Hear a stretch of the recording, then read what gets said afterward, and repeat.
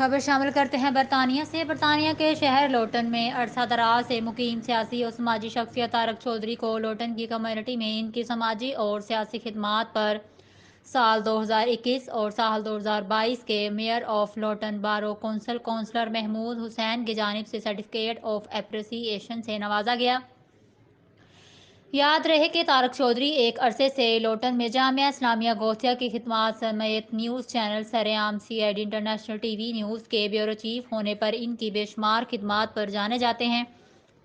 طارق چودھری نے یہ ایوارڈ ملنے پر خصوصی طور پر اپنے والدین کے لیے دعا کی اور خوشی کا اظہار کرتے ہوئے میئر آف لوٹن محمود حسین صاحب، ٹیم سرعام CID انٹرنیشنل TV کے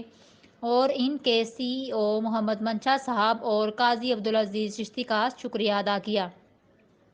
اس موقع پر معروف عالم دین علامہ قاضی عبدالعزیز چشتی، ڈپٹی لیڈر لوٹن بارو کونسل کونسلر محمد اسلم خان، پیر اکرم باہو، محمود خان اور لوٹن کی مشہور سیاسی و سماجی شخصیت سینٹرل مسجد کمیٹی کے ممبر حاجی چودھری قربان صاحب شامل تھے۔